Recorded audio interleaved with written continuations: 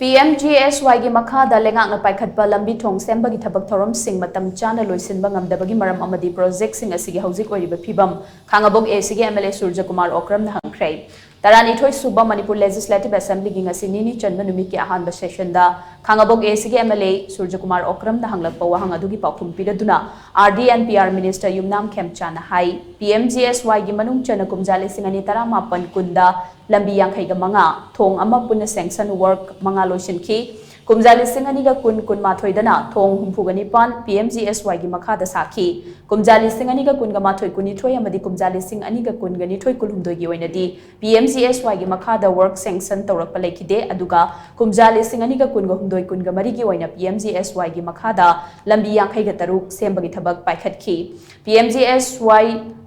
1 and 2 scheme gi oina puna sanction work lising aniga chamaga kunga mari pirakhi madugi manungda lambi lising ama chamapan ga tarahumdoi amadi thong chani ga taramathoi yauri haujike oina lambi lising ama ga chatret ka humphumdoi amadi thong chamaga yankhai mapan complete oikhre COVID-19 laichat lakhiba amadi haujik lamda masida oiriba law and order gi phibam na maram oiraga puna lambi chamaga yankhai amadi thong yankhai ga ni thoi gi thabak loisinga da watli haina mahangna phongdokhi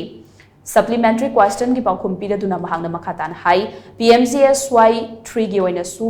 akan bamong the process to bahokre chatliba tha sigi manungda tender flow tawraba yai haina mahangna makhata ki Honorable Leader of the House su mamang na thamre Imphal Valley gi di ring road ki kari gi to project mayam su lokot pina hona bi rural area sing da maru oina hill aduga Valley ki rural area sing the PMGSY is almost depend to role in sir duna maru oina akhoi hujik program nau no paikhatpa se sir masi government gi side gi mamang da ina question number raise to give the 2000 March 2023 the 300 plus crore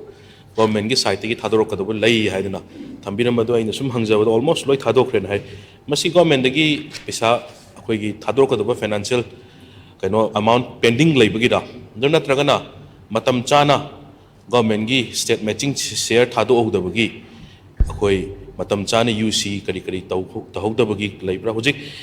honorable minister na thambiri ba table tawbiri ba PMGSY 3 gi sanction year sigi akhoi 2023-24 gi male PMGSY 3 gi program mayam sing honorable minister masi karamba kanda tender tawbiraga karamba kanda masi Thabak poina onto angada ge kari gana di yamna sobne nong chungi mayam ni yam sokre be lambi se PMGSY wina di matam chana dum pisa thadori hai tare finance tagi the only music 161 crore am thadok ko doble process tawdi aduna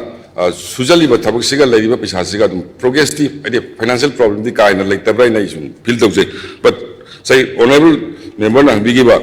maintenance ki tudi handak so iba lami sigi sangsi yang kan dai already akhoi senior da akhoi staff sing da haijagre amasi assessment amta tawse duga kai tawi age du yeng sena tabe